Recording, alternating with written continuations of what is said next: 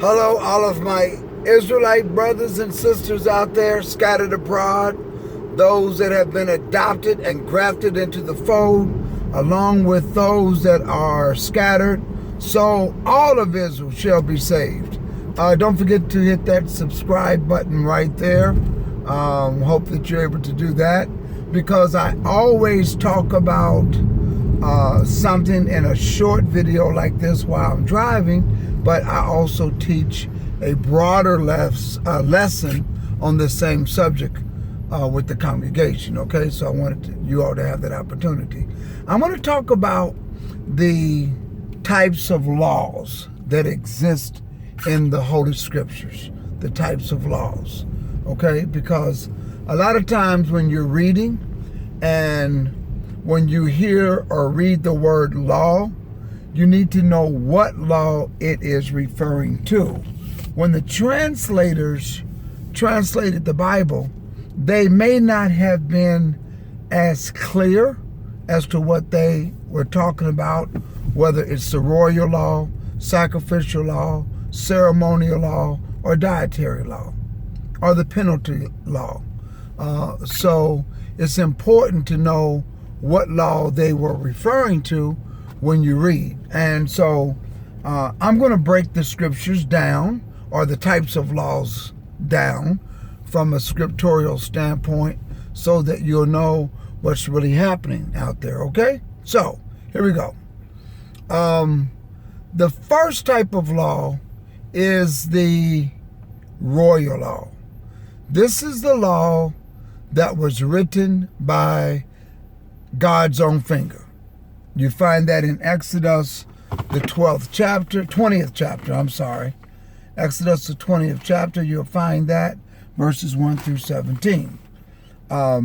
We know, and the reason why we refer to it as the royal law or the Ten Commandments, because it was written by God's own finger. We know that on two occasions, the Almighty did that. The second occasion was after Moses was angry with the people. He broke them. The Almighty directed him to hew out 2 more tablets of stone, bring them up. This time he asked Moses to make an ark so that he could put the commandments or the tablets inside of the ark. So Moses did that, and so that's where the ark contained. The ark contained the tablets of the commandments written by God's own finger.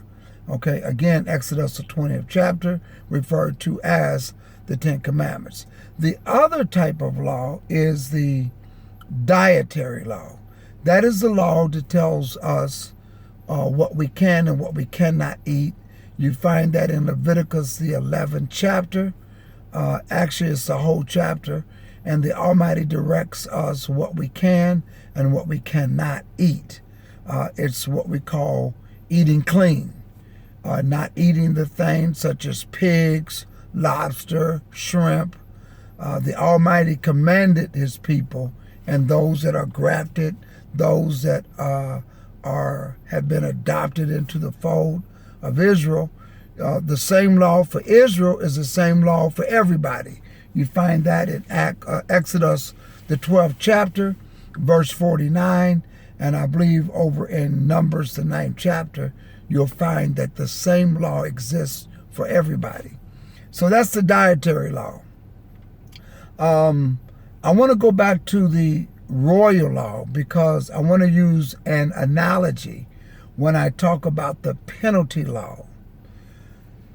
I want you to look at the royal law in this example. There's a law that says you cannot run the red light. If you run the red light, there is a fine you have to pay. The running the red light, or the law that says you cannot run the red light, would be equivalent to the royal law. The fine that you have to pay, or the law that tells you you have to pay a particular amount, is what we call the penalty law or the penal law, okay? So if you run a red light, there's a fine you got to pay, okay? So that's the penal law. Then you got what you call the sacrificial law.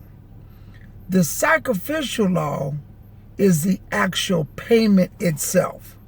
So they tell you you can't run a red light. If you get caught, here's the price. Here's a schedule of a payment that you got to pay.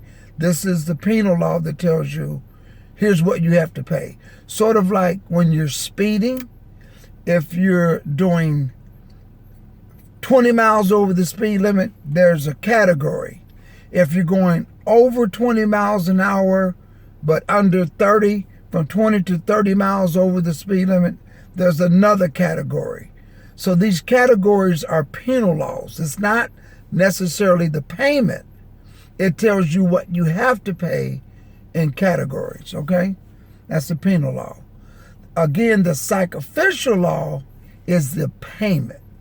That's the price. That is what clears the debt, okay? That's what wipes your slate clean, okay?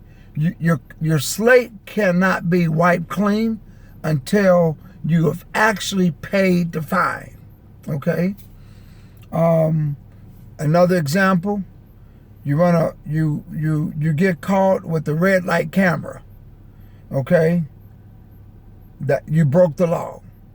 Then there is a notice that goes out that tells you how much you got to pay. But until you actually pay it, that fine stays in the system. So you got the royal law and the dietary law. When these laws are broken, there's a penalty law, and then there's the sacrificial law, which is what makes the payment. Now, after that, you have the ceremonial law. The ceremonial law, you can find, I consider anything that tells us how to conduct ceremonies. For instance, the feast days, it tells us what dates, what times, how. It tells you how things are supposed to be done. That's called the ceremonial law. The sacrificial law. The only thing that Jesus came to do, he didn't come to change any of the law. He says, I didn't come to change the law or the prophets. I come to fulfill. What Jesus came to fulfill was he took the animal out of the place and put himself in place of the animal. He took the shedding of the blood of goats and bulls and bullocks out of the way, and he put himself in that place. That's his spot. That's what he came to fulfill. So a lot of people will say, I'm not saved by grace. I'm not redeemed. I'm sorry. A lot of people say, the law doesn't save me because I'm saved by grace. In essence, you are right. But it's not talking about the 10 Commandments. Like you don't have to keep the commandments anymore. What that scripture in Galatians, the 3rd chapter, is saying is that now you no longer are under the law of sacrifice, the sacrificing of animals.